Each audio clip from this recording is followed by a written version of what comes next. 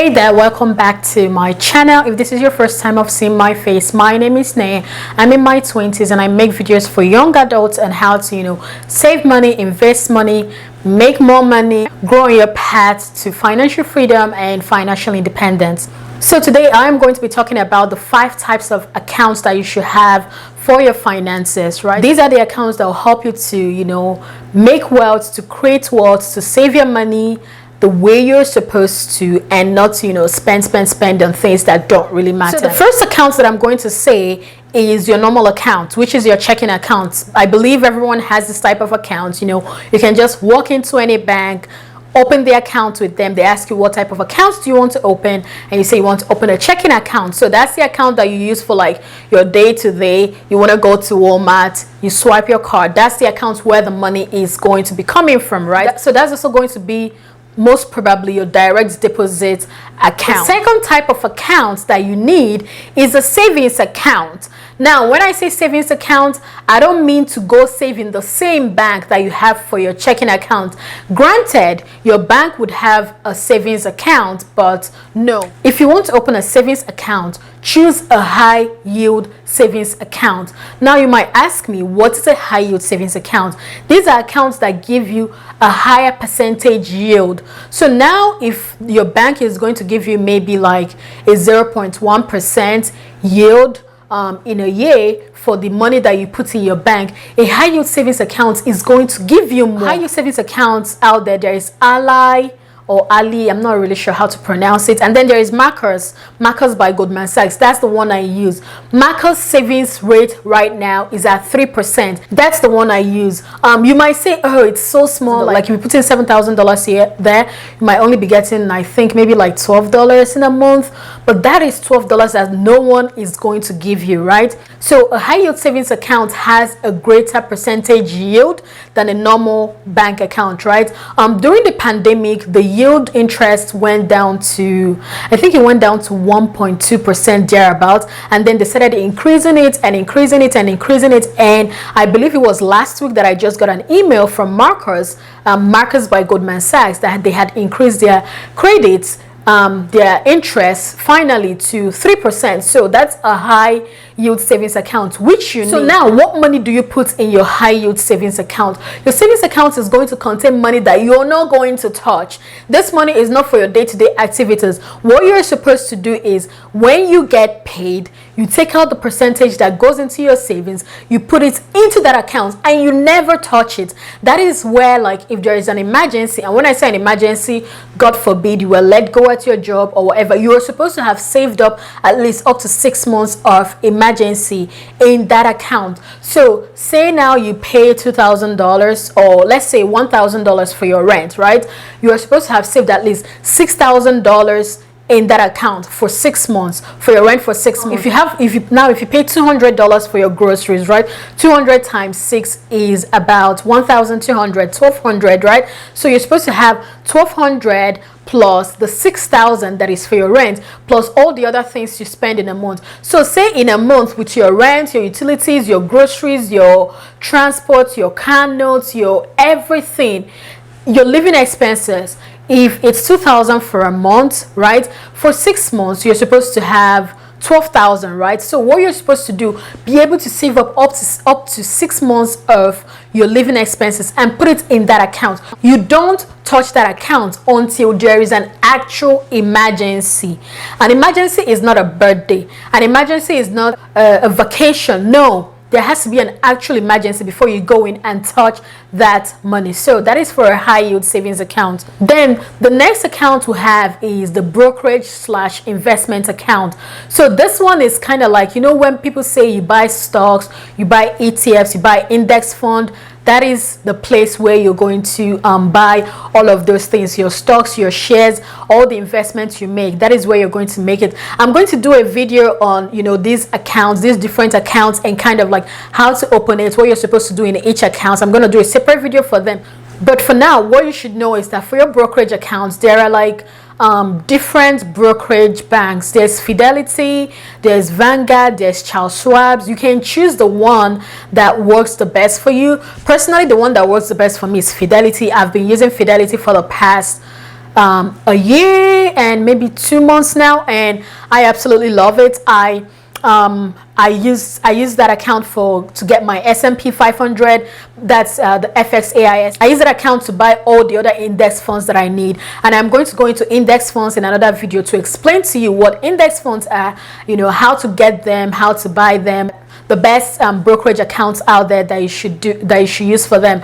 So the best three that I know about, and this is after doing my research, is Fidelity, Vanguard, and Charles Schwab's. Again, this is not a financial advice. This is just me telling you guys what has worked for me so far. The fourth accounts that you should have, and this is kind of most especially for my friends who are working, is a retirement account. So this can be like your Roth IRA. This is accounts where you're going to have like your Roth IRA, your 401k. The way 401k works, for those that are watching me that are not working, is that you pay a certain percentage. So a certain percentage is taken out from your salary every time you get like your paycheck, right? So every 2 weeks, before that paycheck goes into your bank account, like before it goes to direct deposit, your employer already takes away a certain percentage, right? It can be 3%, it can be 6%, and your employer is going to match whatever percentage you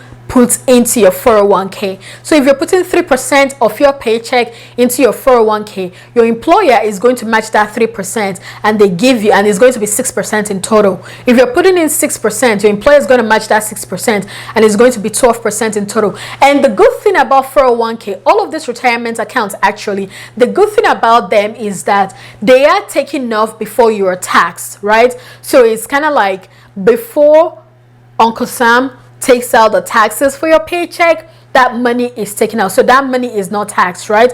And that is an account that you're supposed to have to save up for your retirement. The fifth type of account you're supposed to have is your sinking funds. Now, your sinking funds, personally, you might ask, what is it? So the sinking funds are kind of like the funds that I guess basically are sinking. But yeah, to explain it better, it's like a huge amount of money that you're going to use for something. For instance, like a birthday celebration. Like if maybe it's your mom's or your dad's, or like some important person in your life, your birthday is coming up and you want to do something special for them, and you know you're going to spend maybe like $700. $700 is a lot of amount to like shelf out like that, right?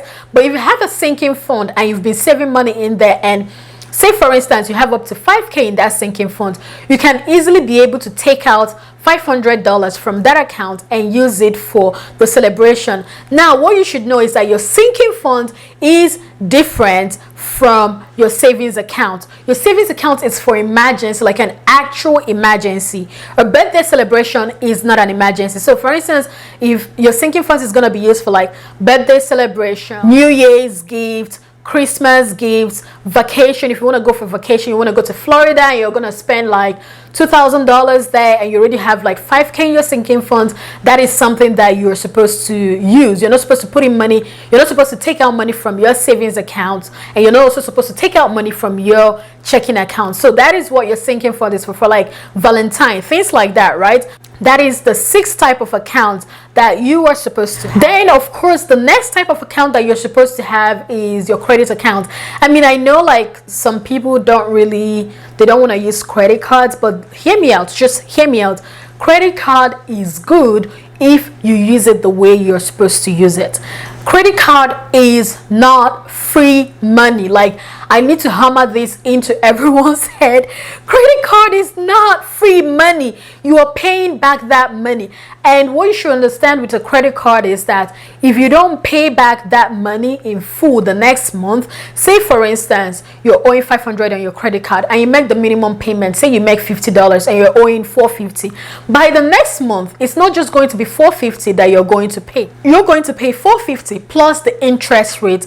And also something with credit card is that they actually, when you pay money for your credit card, it goes into the interest first before it goes into the principal. So I have seen people that say, oh, they keep paying, but like nothing goes down. That's because the money is going into your interest. You have to pay much more than the minimum that is required for that month, right? So that is the next type of accounts that you're going to have. I know people don't really think, I know, so like some people say they're never going to have credit cards, but that's the thing. A credit card is good because you're able to use it to improve your credit score. A credit card is kind of like, you know how on Instagram we have, like, I guess the Instagram celebrities, we have the Instagram baddies kind of thing. Like a credit card is kind of like, it's kind of like an adulthood baddie. Like if you have a credit score of at least up to 700, you know, you're seen like as a responsible adult, you're seen like an adulthood baddie.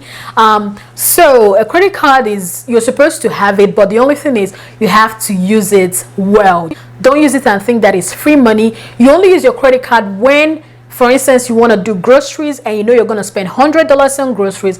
Spend that $100 on the credit card and then pay it immediately from the money in your checking accounts. Don't use a credit card if you don't have the money to pay it off immediately. That is going to tank your credit score. That is going to put you into debt, and that is what a lot of people are struggling with. So please don't do that, because a credit card is not a free money. The next account that I'm going to talk about is actually, it's kind of like a retirement account. That is the HSA. I'm going to make another video that is going to talk about the HSA in depth, but for those that don't know what it is, the HSA is the health savings account. So you can also, granted, you can get it if you're not working, like if you're a freelancer or something. I know there are like individual HSAs, but on the grand scheme, HSA is you get HSA when you're working full-time. It's kind of like the 401k. Your employer makes a contribution for your HSA, and you're also able to contribute towards your HSA. The good thing about HSA is that it is triple tax advantage, right?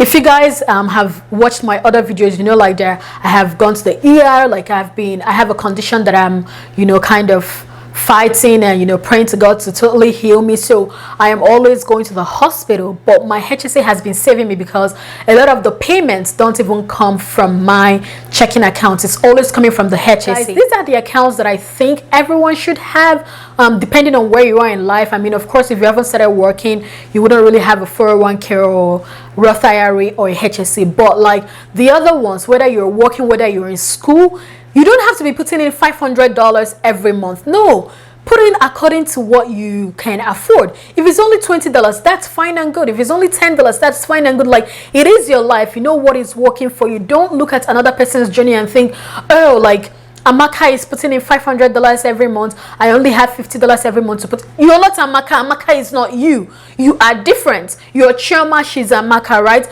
Don't ever look at anybody's journey and think they are better than you. Just do what works for you, but make sure that you're working towards this to be able to get financial independence. So yeah, guys, that's the end of my video. Don't forget to like, subscribe, and share, and I will see you guys in another video.